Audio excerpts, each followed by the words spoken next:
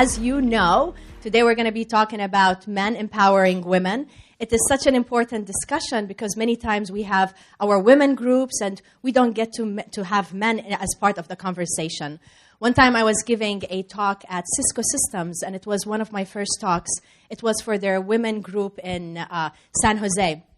I walked to the room. It was a big room, and it was filled with men. So I looked at the organizer, and I said, we're in the wrong room. This room is filled with men. And she said, oh, no, we have men as part of the discussion. We need them to be there because if they're not, how would they help us solve the issues? How would they be our supporters? So today we have amazing 3 men, and I'll start with the introductions from my left.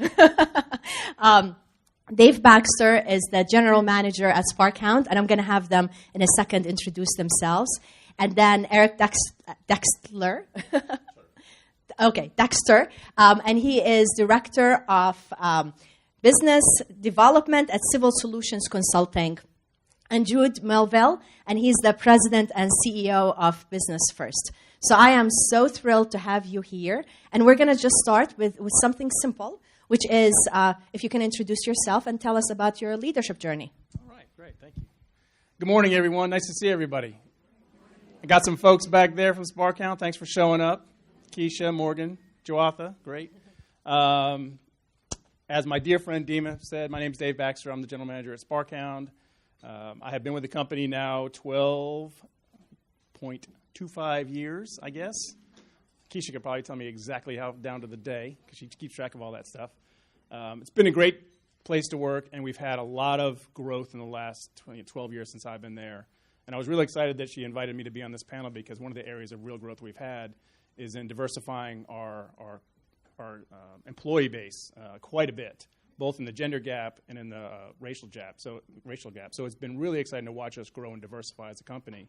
And it's been very satisfying for me personally to see us grow in that direction because if you think about what we do in the IT consulting world, half of our customer base are women. So we need to understand the perspective of women in the workplace to understand how we can help them overcome some of their business challenges because everyone faces them. And it doesn't matter. It's got to be a solution that can work for everybody. So we're really excited about being here. I've been in Louisiana for 20-plus years now. Grew up in Connecticut. So, yes, I'm a Yankee. I'm sorry. I'm a damn Yankee because I moved here and I stayed. So I apologize for that. But I love it. I love the place here. I'm really excited to be part of this. This is now my second one that I've attended. I attended one 2 years ago. Was the only guy in the room. A little awkward at first. Of course, she picked me out of the crowd, and it was great. But thank you so much for having me here. Sure, appreciate absolutely. it. Thank you, Dima. Thank you, Dave. I'm also happy to be here this morning. My name is Eric Dexter. I'm Director of Business Development for Civil Solutions Consulting Group. We're a local civil engineering firm based out of Baton Rouge. I've been with the company now about 4.5 years. The founder of our company and I met in the Baton Rouge area leadership class, the 2015 class. Dave was also in that class as well. Thanks, Dave. But he and I didn't know each other, and we met in that class. And at the time, I was doing nationwide software sales, working from home, but traveling around the country. But at the time, I was looking for something that was going to connect me more to the community here in Baton Rouge because I was doing so much philanthropic work through my volunteer efforts. And the work that I was doing at the home office in San Antonio, they had no idea the work that I was doing on the ground. So I wanted to have something that I could connect with what I was doing professionally with the things I was doing in my spare time. And so Kali and I got together. He was needing to bring someone on board. At the time, it was just 3 of us when I started. Now we have about 18 employees. We've grown tremendously in 4 years, and we're doing quite well.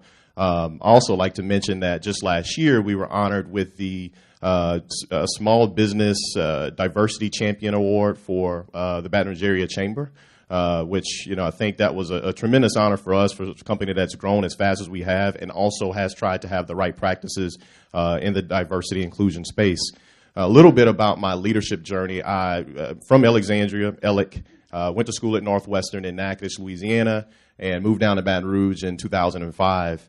For about the first 5 years or so of me being in Baton Rouge, I was just a guy that was just getting up, going to work, go to the gym, go to the bars, go to the restaurant, rinse, wash, and repeat every single day.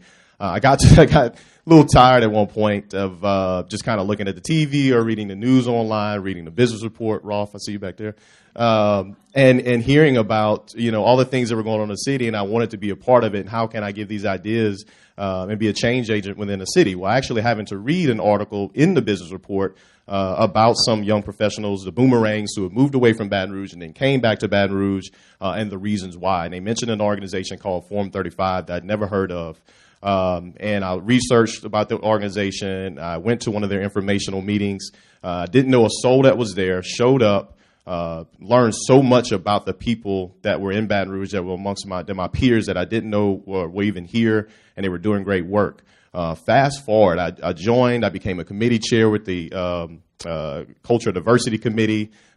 We produced some great events. I joined the board, I think, in 2012, became president in 2014, again in 2015. And that has I've ridden a wave ever since that point that I showed up and made that decision that one night to now serving on a tremendous amount of boards, committees, and cabinets. And so if there's anything I'll get out of today, or hope that you would get out today about my personal leadership story, is to show up. Sometimes, especially as women, you're going to go into spaces that you're not going to have a lot of people that look like you. But the importance is that somebody has to be that first representative, and maybe it might be you. So I'm looking forward to the rest of this conversation. Thank you. Well, I think the bad news is that I'm not sure that I feel as excited to be here as these two guys. I don't know that I've ever been on a panel that I felt so unqualified to be on in some ways. Never been a woman. Probably never will be. I feel from a company perspective. Well, I think I was nominated by people at my company to be here, so I'm not sure if that means we're doing a good job or it means they think we need to do a better job. I think we do a pretty good job, but we obviously have some more work to do as well. And then Dima, when she talked to me on Tuesday about the questions, showed me 2 or 3 questions, and frankly made me feel even more unqualified because they're hard questions. This is a subject that there's no easy answer to. There's no edict from above that will solve it. They're deep questions and long-term questions. So the good news, though, is that I live in a house with 5 women, 5 females, 1, 2, 3, 4, 5. Yeah, wife, 2 daughters, and 2 female dogs. And so I am used to not being qualified to offer an opinion on many subjects. It's been well documented, and it will not hurt my feelings if y'all have a lot of good give and take. We'll look forward to those being a conversation versus us just giving answers. My leadership journey pretty straightforward. I grew up in Bossier City, which for those of you down here may not know, that's in North Louisiana by Shreveport, and went to the same public schools that my parents went to and that some of my grandparents went to. So kind of the old school Louisiana story, I guess. Went off to Harvard up in Boston for college, and then London School of Economics across the sea for grad school. And then really started my real education. I was in the military for about 5 years. So serving in Ohio and then at the Pentagon in Washington, and then over in the Mideast for about 3 years. Came home and really, how many people here are doing what they thought they would do when they were growing up? Yeah. Okay. Well, then my story, I guess, is pretty typical. Never dreamed of being a banker. I came home. Really, my uncle kind of tricked me. He wanted me to come help him with a project. I think he just wanted me to come home from the Middle East. And I came home, thought that I would help him actually start a bank for about 6 months. Got into that, and then had the opportunity to move home back to Shreveport. So that was down here, and then I had the opportunity to move back home to Bossier to start our bank up there. I figured, well, maybe 2 years I would do it, see what happened, and then I could get on with my real life. And of course, over that time, I had 2 babies and a mortgage, and real life kind of set in. As we continue to grow and be successful, in 2011, I moved back down here to be CEO and president. So, been doing it for 8 years. about 15 years since the genesis of the bank, and then about 8 years as CEO. We are the only bank, the only Louisiana bank-owned bank that's in all the metro areas, the 7 largest metro areas around the state, and then also in Dallas. We're about $2 billion in assets and have 25 locations, about 370, as I was told yesterday, employees. And we've been on an interesting journey, which I'm happy to talk more about over the past couple years. We've completed a couple large acquisitions and then went public. So we're traded on the NASDAQ stock exchange, which is like a whole other job for a lot of us on top of the actual trying to stay in business. So happy to share anything I might share, and I'll go ahead and apologize for anything I might say that I shouldn't. Thank you. So we're going to start with the first question. I have some questions already prepared, and then we're going to, of course, open it to all of you with your questions. But one of the comments I keep getting, and this is for you, Dave, one of the comments I keep getting from women, regardless of their professional background and industry, is that they want to share their opinion in meetings. They want to contribute. They want to be assertive, but many times it's being taken as very negative and being seen as bossy or something different than what we are intending to do. So what recommendations do you have regarding that? What has been your experience and, of course, recommendations? Thank you. Good question. I didn't plan for this one. I'm just messing with you. She breathed me good. She breathed me good. No, it's really a good question. I think there's been a stigma about people speaking up in meetings, and certainly from the female perspective. And I would say, certainly, and I'll use some of our own examples. I have some very smart people that I work with, male and female, and the point of having an opinion is to provide your perspective.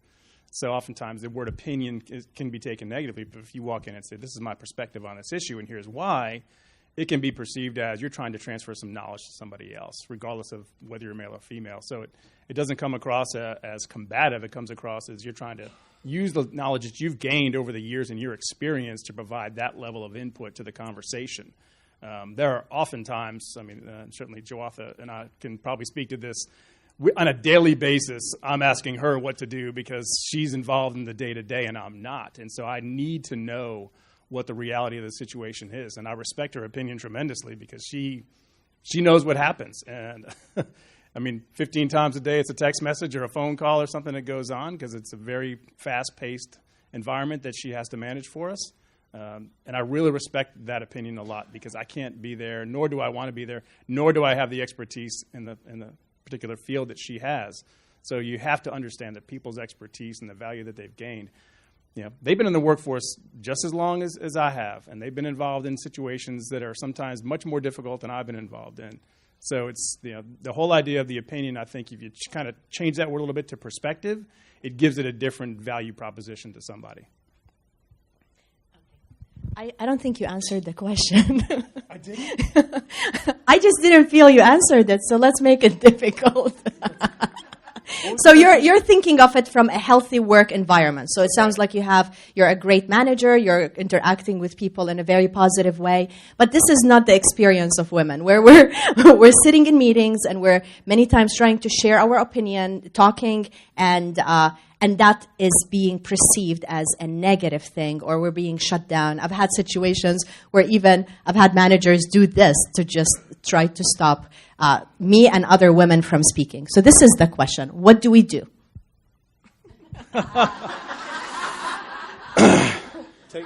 Take two. All right. Hey, Jude, you want to take this one? Yeah. You've been in the Middle East. It can't get any more combative. That's great. Here she goes, calling me out again. This is why I love her so much. Golly, there's a point where you just have to stand up for yourself, and if you really feel very passionate about your opinion, you need to stand up for it. The workplace is different than it was 15, 20 years ago, than it was 5 years ago. And so you've got to stick to your guns. People will respect that. And especially when you back it up with data. That's the ultimate truth teller right there, is when you back it up with data, say, I think we should do X, and look, these are the statistics that say why we should go in this direction. It's really tough to argue against facts.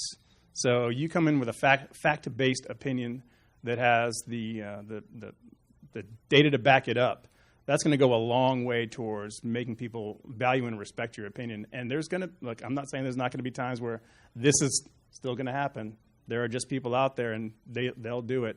But if you keep up and be persistent about making sure that you've got all your ducks in a row and you've got the facts to back up your opinion, it's going to go a long way. And I think, in our work environment, we have some pretty heated discussions sometimes in a number of areas. And I don't know that we quite have Jawatha, Morgan, Keisha, could you say that, do we have an issue where we've ever done this to you? I don't know. So for me, and I keep thinking that too, an episode that we had, just you and I, and you said, okay, can you tone that down just a little bit?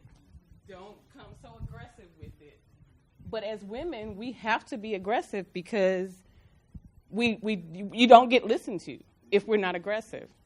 So the perception of being cocky, for example, can come across to some people, especially men, as sit down, back up. and we want to be heard. Like we have the knowledge base and we just want to be heard. And we want to give you the perspective that you want and give you the information and the data to back it up, but you're not listening. Thank you. Okay. Yeah. Yeah. Yeah. Okay. This took a different turn. Yeah. So I thought maybe it'd be helpful to give you a specific scenario. So, and this is for all the panel members because this is something that'll happen. We're in a meeting. It could be it could be a board meeting, and so we say, hey, I've been doing some research, and I think that this might be a good option because of da da da da da. And then John next to me says, right. Yeah, I think that I've been looking into this issue, and and I think that we should do exactly what I just said. And instead of saying, hey, Kim, that was a great idea, it's like, John, that is spot on. So my question is, so when you're in these scenarios, and I know, has it happened to everybody in this room? So you as a leader in your company, do you say, oh, wait a minute, I think that Kim just said that idea, so that's great that both of you have the same idea? Or are you validating what John said and what I just said went, out one ear and out through the other? I'm tapping out. So I think one of the key points Dave made was about persistence. You have to keep coming back and showing up and making your case. I think if you're in a meeting with, it's a male-dominated meeting or leadership team, if the man in the meeting or the men in the meeting do give off that, perception that your opinion is not valued, or they're going to kind of give the credit to the man, they're only doing that because they know they can. And so, because they'll do it to men too, believe me, they'll do it to men too. But the thing is, a lot of guys will stand up for ourselves. We'll maybe go behind the scenes and have a one-to-one meeting and say, hey, I don't like how you called me out in that meeting. And man to man, it's usually, okay, my bad. Next time I won't do that. I don't know if a lot of the women in the room, and you could say yes or no or shake your head, I don't know if you're having that conversation. If you're not, it is important to do it because it does happen to men too. But I think a lot of times men do it, who do it in a meeting, do it because they know they can and they can get away with it. So on the flip side of that, it's important for men to have those, to be those supporters and those sponsors by giving credit where credit is due. That is important. One of the best leaders I personally know that I sit in a lot of board meetings and committee meetings with is John Davies with the Baton Rouge Area Foundation. I've gotten a chance to serve on several committees and the board at the Baton Rouge Area Foundation. He runs a meeting as well as anyone could. If you sit in that meeting for an hour and a half, and you don't say a word the entire time, he will point you out by the end of the meeting, said, I haven't heard from you today. What are your thoughts on all this? He won't let one person sit in that meeting without giving their opinion. That is something that I've learned from him, and I try to do myself whenever I'm in a meeting. If someone's sitting in that meeting, you're there for a reason, first off. And so I want to have your opinion. You're not just there to be a warm body in the room. So I think that's extremely important, as again, by being persistent, and then from a male's perspective is about, being that sponsor for the rest of the women in the room. Yeah, she didn't say pass that to me. Oh, anything to add? No, I think a common theme that will probably come up throughout the morning is that the things that will help empower women are the things that are just good leadership qualities in general, and things that empower all of your employees. And so, the idea of a meeting being a place in which people are vying for credit for ideas is something that's a bit of a turnoff to me in general, regardless of whether it's male or female. And so, and there are plenty, as we said earlier, there are plenty of guys that take credit for ideas from other guys as well. And so I think a lot of that is on the leader to maybe not stop the meeting and say, hey, well, let's give this person credit. I mean, that's kind of awkward, and I don't know really helps the person who had the idea originally. But to kind of store away who it is actually contributing and who's participating in the conversation, and develop that over time. I will tell you that I do think that on this question, a lot of it does come down more to leadership versus and how the power structure treats it versus how the individual treats it. And, part of that comes from my experience just being a dad. I do think about the fact that there have been times when one of my daughters was directing me or others, and when it's a little boy, you kind of think that it's leadership, and when it's a girl, I have caught myself thinking that she's bossy, right, or telling her not to be bossy, and that's really on me, not my daughter. And I think in the workplace, on this particular issue, and not true on every issue, but on this particular issue, I think it really calls for stronger leadership. And if I had to give you a piece of practical advice, it would be not to be ultra aggressive in that meeting about getting credit, but afterwards talking to the person who is in charge, just to offer the fact that you felt like you weren't allowed to express yourself or weren't treated. When you're too aggressive in the meeting, then that oftentimes, sadly, will just exacerbate whatever difficulties there are. But I do think it's very appropriate to go talk to them afterwards, and ultimately, if they're not strong enough to help you overcome that, then they might not be somebody that you want to work for. Thank you. You can breathe now. Yeah. I was about to turn purple. You did earlier a little. Okay, so now. We'll talk later. Too bossy. Okay, so now the next question, and I know doing a great job, and this is for you, Eric. Doing a great job in the office and contributing is so important. But most of the decisions are actually made outside office hours when people are having drinks or when they're going golfing together and building the relationships. And most of the time, at least the experience I've had, women are usually not invited to that. And as a result, we're missing out on a big part of the decision-making and building these relationships. So what advice do you have for us to break into what is it called? It has a name. Yes, that one, that club. I'm so glad you got it. So, yes, Eric.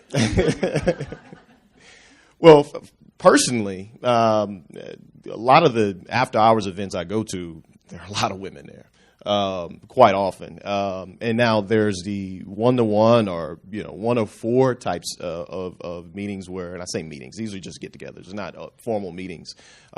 Usually are called, depends on who's calling the meeting. So a good friend of mine who does a lot of things and get-togethers usually is a person that's sending out the invites, and he does a very good job of actually kind of diversifying the room, and I think that's important. Now, how do you get invited to these things, or if you just show up? Sometimes if you're not feeling that you're getting invited to the golf outings or to go smoke cigars or drink some whiskey or have a glass of wine after work, maybe you be the person that initiate that. Sometimes men, I think, are maybe feel a little I don't know, it's this little sensitive subject about, let me invite these women to have some drinks with me after work. Because they don't want to necessarily put it out there if it's something bigger than that. We do live in this era now where that can be perceived as something more than just, hey, let's talk shop, let's talk business. With a guy, you typically don't have to worry about that. We're going to talk about business, we're going to talk about women, we're going to talk about sports. One of the three, that's going to be a conversation that we can have with almost any guy sitting up here. It doesn't necessarily always end up being that way when we sit down with a lot of women. So I think it helps if you initiate that. And maybe initially it's just, hey, let's have an afternoon coffee or some tea, or let's go grab a drink right after work. Invite multiple people. It doesn't necessarily be one-to-one, because one-to-one could be a little bit more risque, especially if you're in the public eye. Believe me, I know there's been times I've been sitting at a bar with a friend of mine who happened to be male, and I heard people down the bar saying, "Isn't that Eric Dexter? Doesn't he have a girlfriend?" And they could have been saying the same thing about her, but I knew they were saying it about me. And just the public perception was that I was there with a girl having some drinks after work because it was something more than that. And really, she was just a friend, and we were sitting there having a conversation. So I think that's a big part of it. Now, another thing is that this is something that is actually very practical. Most of my guy friends aren't the ones having to rush home from work to go pick up kids from school or go take them to soccer practice or to make sure that food is cooked. That is when a lot of this stuff is going on. So I do realize that as a male, having some privilege is that a lot of my guy friends aren't the ones having to rush home and do that with the kids. That's usually when a lot of the ladies in the room are probably having to take care of that business that's necessary. So maybe it's your husband or your spouse, or you have to get a babysitter to make sure that someone can take care of the kids at least that one night to where you can go out and have that time for yourself, because that is important when it comes to business, because a lot of decisions are made after hours and on the weekends and at the other events. That's part of the reason why I'm out and about as much as I am. Some things happen in that 9 to 5, but much more happen in the other hours outside of the office. Thank you. Jude, or I'm sorry. you want to add anything? Yeah, I'd like to add I'll put this down so I can be flexible. So a few things that might be disconnected, but just kind of thoughts that come to my head. I think one point is that just the title that was given to it, the Old Boys Club, or Good Old Boys Club, I guess. I don't know that is as appropriate as it used to be. I do think that it exists to a certain degree, but I don't think it's as common as it used to be. A few reasons for that. One is that I think being, let me see if I can phrase this correctly. I think being a good man is probably a more robust job description than it used to be. And so I know for me as a father, I've had many talks with my father about the amount of time and perspective on responsibility at home that my generation takes versus what his generation took. And he was a great father and a good man. But we did have different views about our responsibilities at home, and I do whenever I can go home to take my girls to soccer or horseback riding or whatever the subject is, and I feel like being a partner at home is more expected of me than it was of my dad, and certainly of my grandfather. So there's not as much time or energy to be a part of this Good Old Boys network. Not that it doesn't exist, but I don't know that it exists to the same degree as it used to, which is a good thing. Number two is on the positive side is I think that as time progresses, we're finding that the job of being a CEO is getting harder. It's getting more technical. There's a shorter leash in terms of success or failure. And so I think getting promoted to that spot and maintaining in that spot is not quite as much about who you know and whether you're friends or not as it might used to have been. And it's increasingly you have to actually do a good job. And so that should work out over the long term in women's favor in terms of shifting the balance a little bit. I would say for my industry, I think not only that's occurring, but also who becomes CEO is changing. So historically in a bank, the loan officer, the alpha producers became CEO. And that still happens to a certain degree, but it used to be that's the only people that became CEO. And increasingly you're finding that if you look across the industry, that operations folks, people that really know how to run the day-to-day, who know how to save money, who understand how IT works, people that understand how HR should work. These are the people that are increasingly getting promoted. And so I think you will find that that over time, the path to being a CEO might change. In which case, the Good Old Boy Network, maybe it's not. Maybe it's a question of definition. Maybe the question shouldn't be how do I break into the Good Old Boys Network, but maybe it's how do I and can I do something to get to the top by taking an alternate path.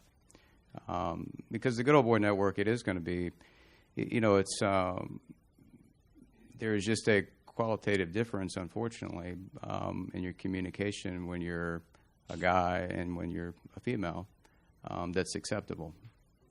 And a lot of leadership and working together at that level is based on trust, and a lot of trust is built in informal situations, and that's just easier guy to guy. Partly because I'm married, it's just easier for me to have a call with a Greg than it is with Alicia, at 10 o'clock at night if I need to because there's a crisis, and that's just kind of the way it is. So maybe the answer is not trying to take advantage or not trying to break into that, but maybe it's thinking about ways that we might go around that. And one way we might go around it that I've tried to do, I don't think to success yet, but I'm going to keep trying, is that I've tried to create space in working hours for us, meaning the management team, to do things together, whether that be have a late breakfast or a working lunch, where I've tried to provide opportunities for us to socialize in ways that might not bump up against some of the norms of family life. And I think that's an opportunity that maybe from a leadership perspective, we can kind of help create some space to build those relationships. As I said before, these are hard questions and it's complicated, but I wouldn't necessarily think about it as how do I become a part of the Good Old Boys Network, and I would think about it a little more of over the next time frame, next few years, how do we get to where we need to go without the Good Old Boys Network? Thank you. You want to add anything, or are you good? Okay. I can add a lot, but you're good. I know we're going to be short on time. Okay. So now the third question. And I was attending a conference recently, and there was a panel, and one of the men on the panel said that he decided to no longer mentor any women or invite them to his office, like in a meeting one-on-one with a woman, or take a woman for coffee, because the last thing he wants is to be accused with things related to the Me Too movement. And I think it is absolutely horrible, because in order for us women to continue to advance, we need the support of men and also women. And this situation, this person is taking what is going on right now with people finally opening up and speaking, he's taking it the absolute negative way, which is going to be hurting everybody. So this question is for Jude. And Jude, so in our situation, what do you recommend? Like right now with the Me Too movement, are you seeing that affecting women advancing in business? And what should women do about it? Well, let me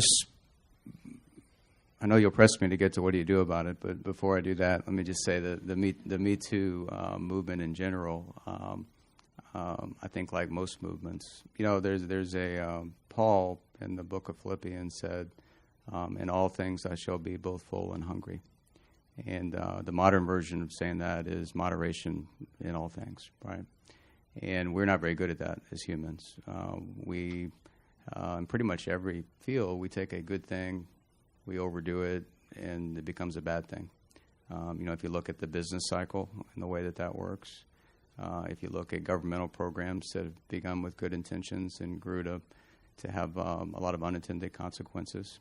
If you look at religion itself and going from the core beliefs to something that becomes violent in an effort to enforce your beliefs upon other people.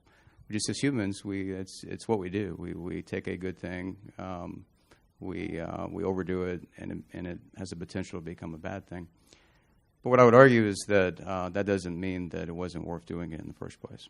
And it doesn't mean that the net effect isn't positive. And so even if you're, in terms of good or bad, if you're going like this, what we're really doing as society is we're going kind of like this. And generally you end up, even after the Great Depression, Americans were better off than they were 20 years before, 30 years before. And you see that through history. And I think you'll see that with the Me Too movement, that we might reach a point at which it inhibits some things. But that doesn't mean that the journey itself wasn't a very positive thing. And for me, the Me Too movement has not necessarily impacted daily life at work. But when you think about it over the long run, mentoring and professional development and how do you become a more active and successful member of the business community doesn't begin with mentoring at work. It really begins with mentoring at home when you're a little kid. And so the greatest impact that I can have on women's development in the workforce is not simply what do I do at work, but it's what kind of view do my daughters have about their place and their role in society. And so the Me Too movement, while it's scary in some senses, what it also has forced me and others to do is to maybe think a little more about how we think about our own daughters and how we think about the role that they will one day play in business. And so while early on, I certainly never would have intentionally tried to raise them in a way that was different from how I might have raised a boy, I also don't know that I was as deterministic to raise them differently than I might have as a boy. And by that I mean to encourage them to think about themselves in certain ways. I might have said, well, whatever you want to be, that's great. Whereas now I might say, well, if you say you want to be one thing, well, why not aim higher? Or why do you think that and I'll take, my wife's a nurse, or she was a nurse, she's not working now. And certainly nursing is an extremely valuable profession. So when one of my girls would say she might want to be a nurse, early on I might have said, well, that's great. Whereas now I kind of think to myself, well, if you want to be a nurse, why wouldn't you want to be a doctor? And I think that's partly a result of the attention that the Me Too movement has brought nationally. So I think that in and of itself will be a positive benefit over the long run, the mentoring that occurs before you get to work age. Now, the mentoring that potentially occurs or doesn't occur in the work environment, I would just say that people that have a heart for leadership, have a heart for mentoring, have a heart for helping people develop, they're not going to be afraid to do that because of the Me Too movement. I mean, it's what they do. And so the good mentors are still going to be mentors. I think the people that would be intimidated by it probably wouldn't have been great mentors anyway. And so I wouldn't worry about it too much. Yeah.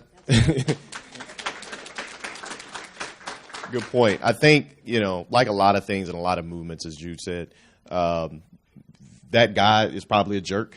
No offense to him, but he was probably on the panel. Sometimes jerks make it into leadership positions. It happens all the time because that's unfortunately a lot of ways that our society values folks that are aggressive and loudmouths. We end up putting them in some of the I'm going to say highest office, but I'm just going to say leadership positions. Sometimes they make it there. Highest offices in the business sense is what I meant.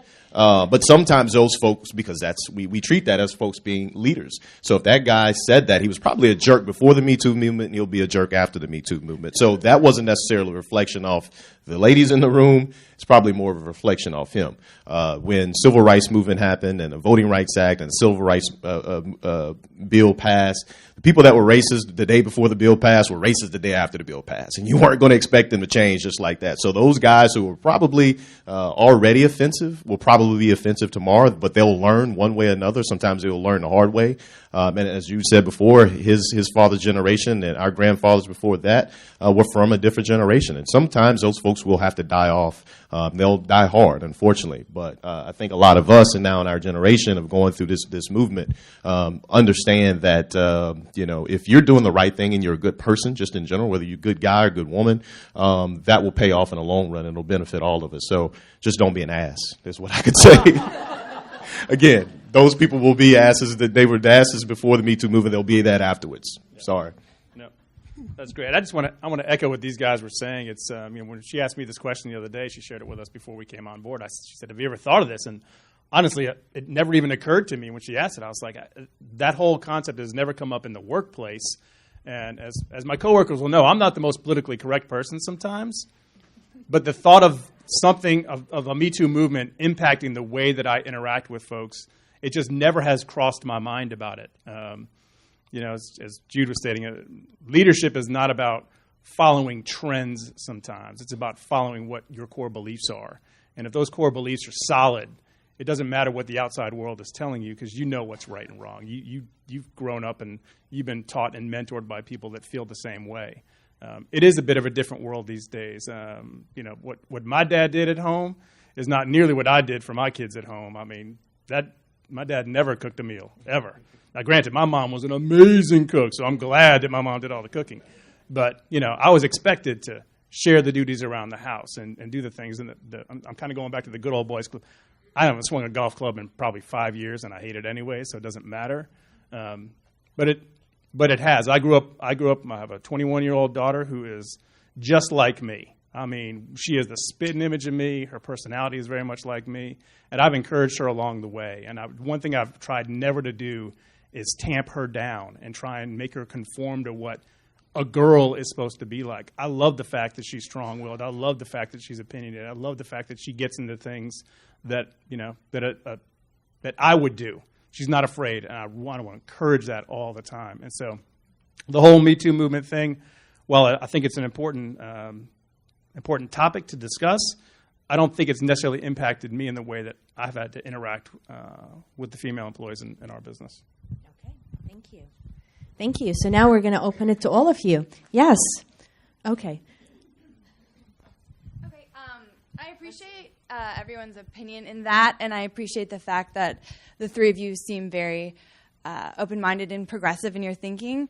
But if I'm being completely honest, I think it's slightly naive as well, because I do think that it's not just asses that are now afraid. I think, unfortunately, it's greater than that. So my question is, what are you doing as men, or what can men do to help other men who aren't just asses that will always be asses, but are there and they are making unfair decisions because of fear or ignorance? What can y'all do to change those mindsets? Because we can't be the only ones who are trying to. So what can you guys do to help break those mindsets down?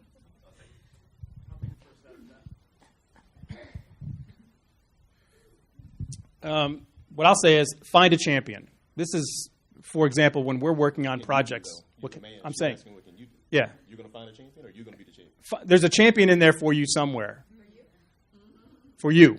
I want to know what you She wants to know what you do as a man, not what she's going to do. I'm finding my champion.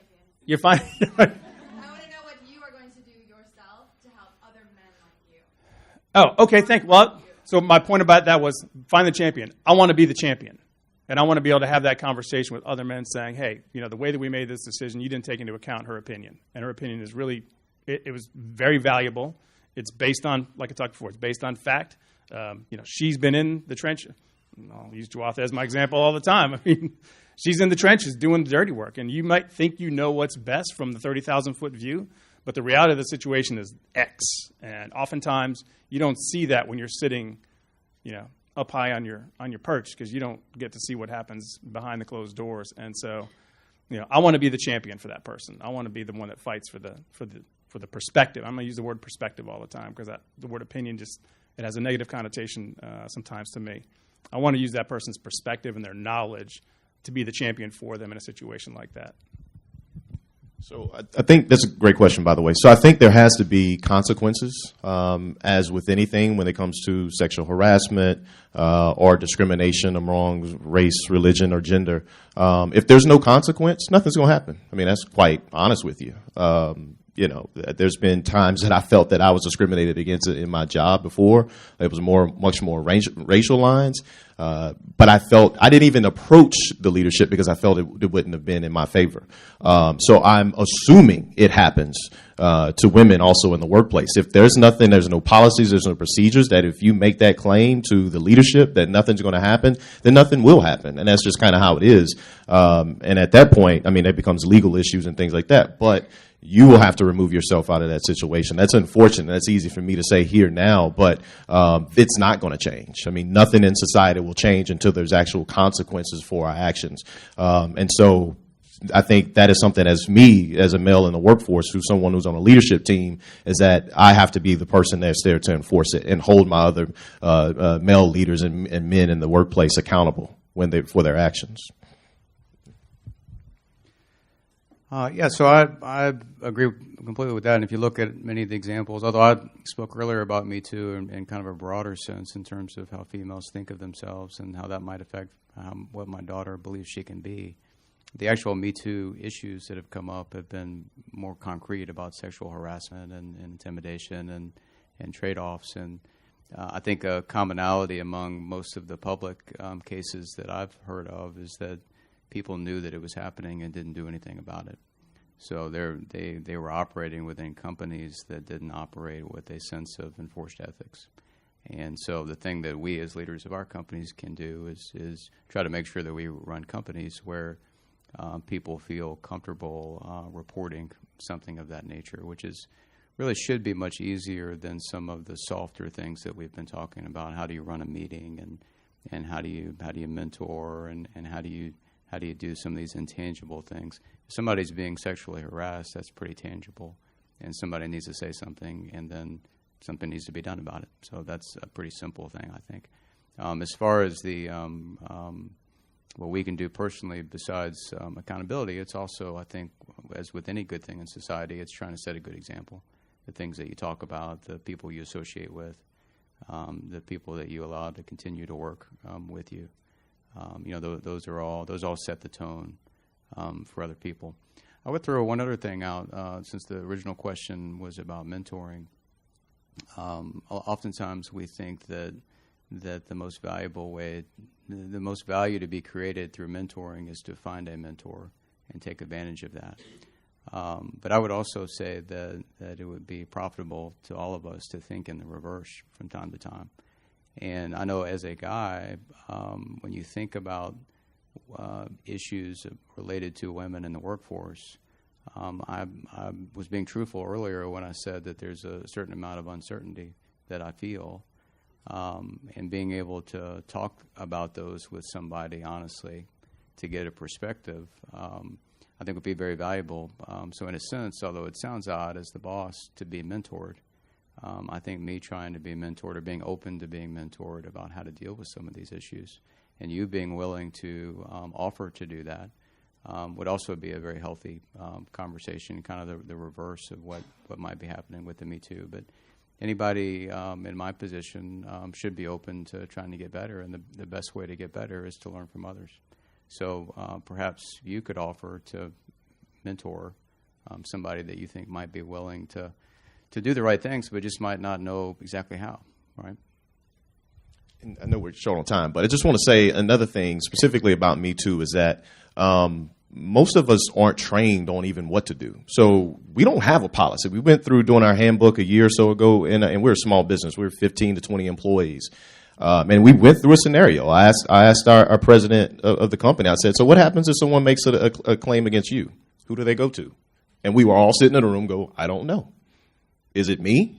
Where do I go? Because, I'm kind of second in command in the company. So what do I do?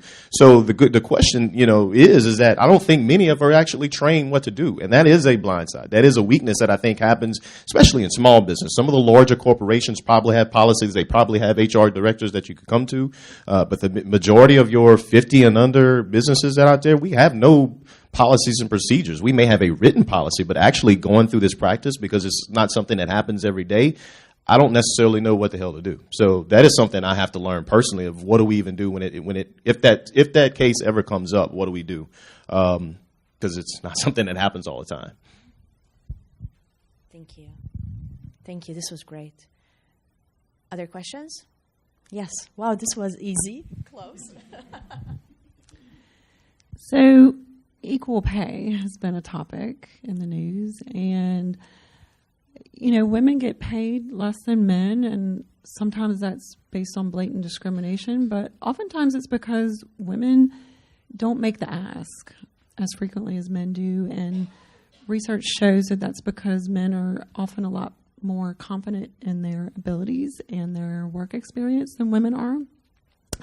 So I'm curious to know, as managers who are on the other side making those decisions, how do you take that into account, and are there any tips that you can share for the audience today?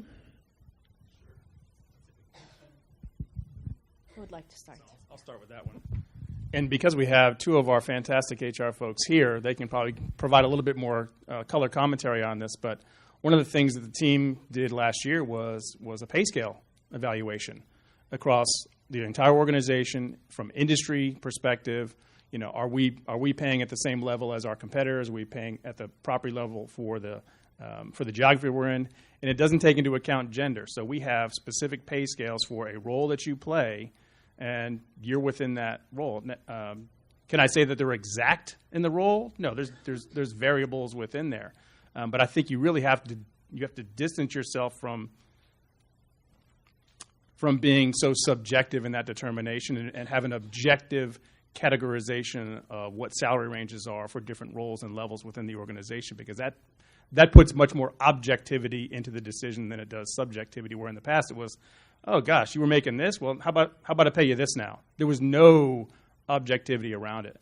So putting some sort of guardrails in place around roles, responsibilities, and pay scales for those different levels, and then what the job description is and the requirements are for each one of those levels. You want to go from a senior consultant 1 to a senior consultant 2, here are the 3 things you need to do, and they're very black and white. So you can be very descriptive to say, if you passed, we're an IT company, so if you have these 2 certifications, great, you can go from here to here. And if you go from here to here, here's the pay scale jump that you can expect to see. It's hard to do. Look, I don't know how long it took y'all to do that work. It was months and months and months, 2 years or whatever long. It's a very difficult task, and it's a very time-intensive task. But I think taking the subjectivity out of the concept has provided a lot more clarity in what people can expect to pay. And I'm going to say, from an individual's perspective, you just have to ask. As someone who's gone through that conversation before, I was apprehensive as well, because of, okay, how do I prove it? How do I start this conversation? But I read a ton of articles I read all the time. So I'm reading, like, how do you ask for a raise? Like, how do you go through that process? But I did my research. I understood what my value was. I understand what I meant to the company. Am I making more than what I take from the company on my salary? The answer for me was yes. So until you make that ask, and this is from a sales perspective, until you make that ask, you're not going to get anything. Oftentimes we leave things as sales folks. We leave the deal on the table because we never asked for it. That's being a little bit frank, but you have to ask. You have to state your case, go into the office and say, okay, if not today, when? What needs to happen in order for me to get to this point? You set that tone, or you work together to set that tone and that parameters in those performance indicators. And you go, okay, so if I hit this in the next 90 days, then we can revisit this, and this is what the pay should be. But if you come in there with that confidence, understanding that you've done the research, you have to go in there and ask. And if it doesn't happen from there, that's not the place that you need to be. So, as a bank, we do have lots of policies, and we do have pay scales and grades, and I'm frankly a little floored when I see some of the statistics about the gap, because there's significant gaps out there for doing the same job, and I don't feel like we have that issue. Certainly not to that degree, and part of that is having documented scales and. But I would offer a slightly different slant too, in that some of the pay gap difference that I see is not people getting paid to do the same job. It's people getting paid to do different jobs, and there are jobs that are more valuable to a company from an economic sense than other jobs. And so, if we want true gender equality, it's not just from a pay perspective. It's not just, are you getting paid the same amount to do the same job? It's also, are you getting the opportunity and knowledge to go after the jobs that do pay more? When I joined the Air Force, I guess I should have been smart enough to know this, but I never really thought about it. Nobody really told me that if you want to be a general one day, you kind of need to be a pilot because it's the Air Force, right? And so 4 or 5 years in, I figured out, well, I'm probably not going to be a general because I'm not a pilot. But if somebody had told me that day one, I might have become a pilot. And I was capable of being a pilot. I have enough confidence in myself. I just didn't choose that path because I didn't know. And I think back to the mentoring or the duty of a company and a boss to help explain certain paths. One of the paths that we don't talk about that much is what does a certain career specialty get you at the end of the day, 15, 20 years from now? And it may be that a certain career gets you certain things, but it doesn't get you more pay. And knowing that beforehand might help you make some choices or take some different direction early on, which I think would, over the long run, make a bigger difference to the pay equality than simply are we getting paid the same amount to do the same work. For our bank, 370 people, we probably have 300 women. Would you say more? It's a lot. But if you look at in terms of who gets paid what, there's no denying that the men in the firm, on balance, get paid a lot more than the women. But that's not because they're men versus women. I don't think. I hope not. But it is because of the jobs that they fill. And so over time, if we can maybe focus on how do we get women in the right jobs, maybe we can solve it from a kind of reverse angle. Yes, Diana. Hi. Okay, so this question is for all of y'all. Would you say that you've seen that men are more tenacious about negotiating their contracts and their employment agreements, asking for bonuses, asking for certain stipulations, whereas women sometimes tend to just say, "I'll take whatever you'll give me"? Have you noticed that, or would you say that women could benefit more by being more business-minded in negotiating when they're going into a job? Because that's where you get your biggest bump, not at your merit increase, not at your, bonus if you've negotiated that, but when you're coming in the door. Who would like? Yeah. Yeah, I would say you're spot on. Certainly for the folks, and most of the folks that I hire are salespeople. Salespeople are very coin operated. And so the first thing they're going to do is they're going to try and maximize whatever compensation plan they have, and they're going to be very specific about, I want this, I want this, I want this. And our compensation plan is very easy to figure out. It's a numbers game, so it's not complicated. There's not a whole lot of subjectivity in it. But when it comes to base salary, for example, that's one of the negotiating areas that does have some variability. The commission plan is, hey, this is what it is. You go out and kill it, you make a bunch of money. You don't do a good job, well, then it doesn't happen for you. But I would say, in the past, I've probably hired, the last 12 years, 20, 25 salespeople, probably 15 men, 10 women. And I could say in my experience, on most occasions, the men were much more apt to negotiate that base salary than the women were. Yep, I don't disagree with that. Because we have kind of a range, and the guys would always hit for the top of that range, and I would not see as much pushback on the range from the women. So I agree with that. So I actually learned that you could even negotiate a salary from a woman. This was years and years ago when I worked in the payroll industry. I went in there just thinking, you just take what somebody gives you and you're happy that you got a job, right? I'm going to make my money off my commission anyway. But I talked to one of my friends later on. This is another thing about discussing your salary. He's like, well, you didn't negotiate when you came in? I was like, wait, you can negotiate salaries? I didn't know this. Now, the ladies that I worked with in that organization, it was a sales job, so they were hyper aggressive, as probably way more aggressive than I was, actually. So they were much more apt in that particular setting to ask for the business. And I'm sure when they negotiated their salaries or raises or other business opportunities, they were much more aggressive, often more times than I was, because this is not necessarily my personality. So I think maybe in your case, Dave, yes, the men might have been, but I know from a lot of the cases I've been, just from a sales and marketing perspective, the women have typically been much more aggressive. I don't know what happens behind the scenes, but I know from personal experience of them telling me, yes, you negotiate. And this is what I asked for, because this is what I have to have, because I got 2 kids and a husband at home that I have to feed and help take care of. So, yes, but you got to ask, going back to that point. You should have called me first. I would have helped you out, man. Kylie's not going to like me very much tomorrow.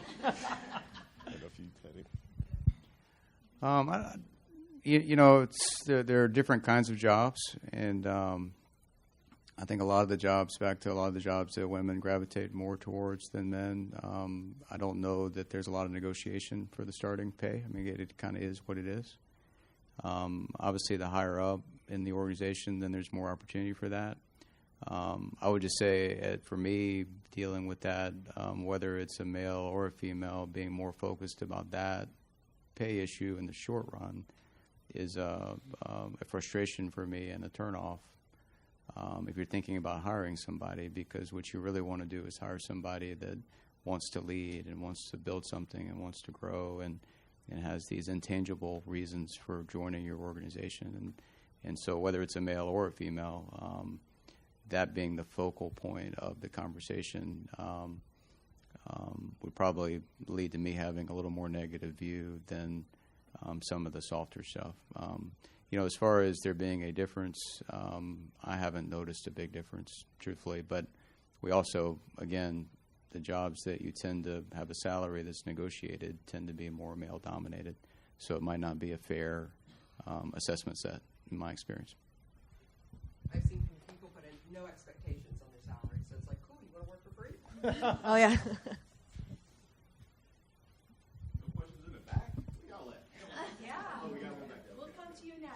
That's right.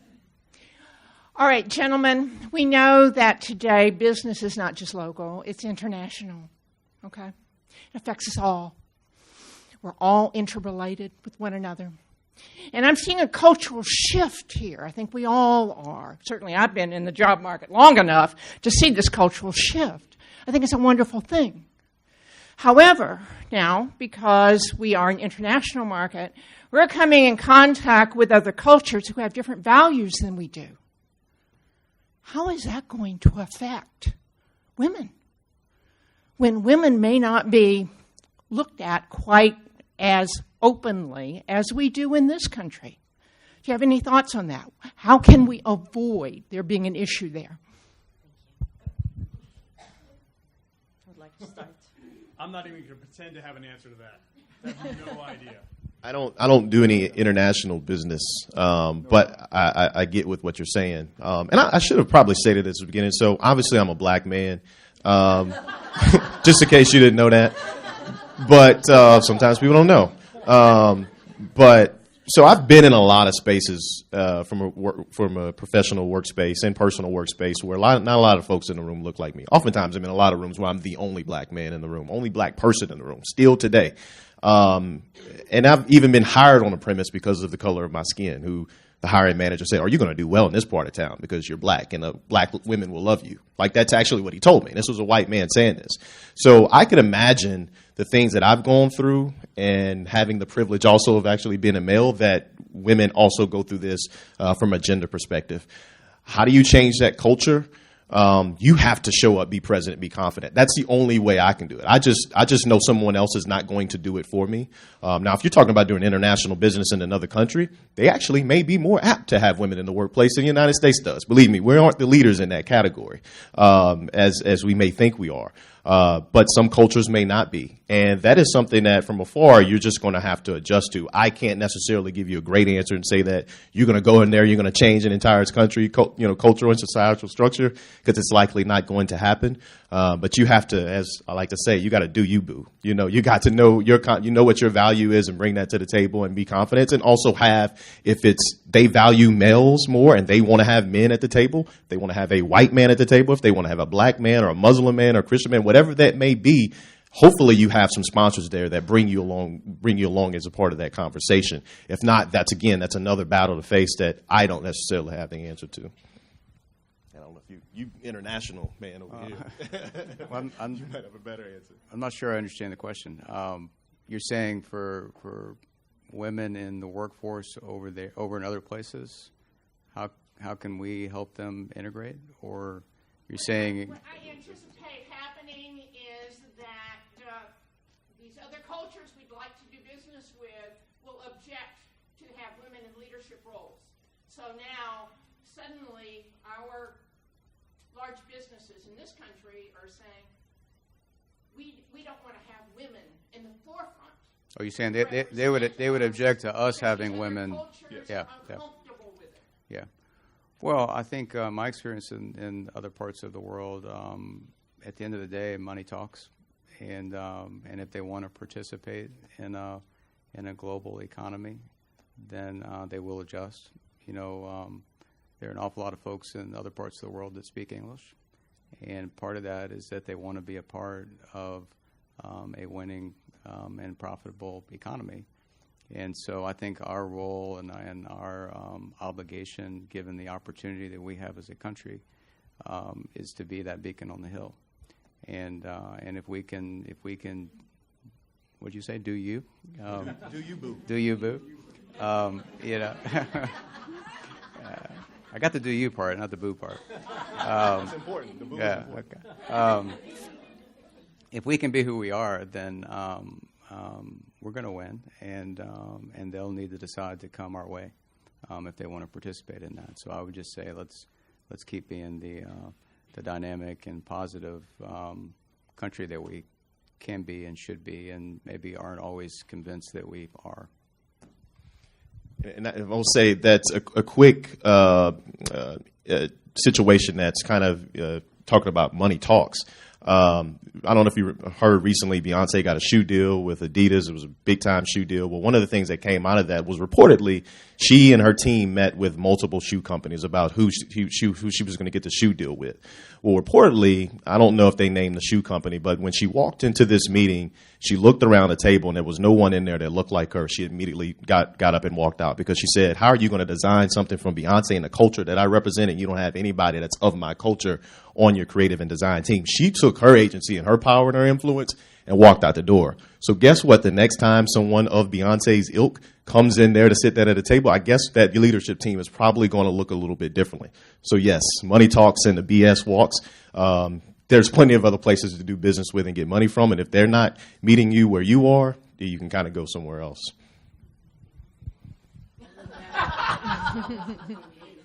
Thank you. So I was coming your way for the next question, and then I checked the time, and we are running out of time. But this is what we're going to do for our Leadership and Lattes page on Facebook. Go ahead and enter any additional questions you have, and I'll make sure that our panelists receive them, and hopefully we can get additional input. I know there are a lot of more questions and thoughts. So I want to thank our wonderful panelists. This was great. Thank you.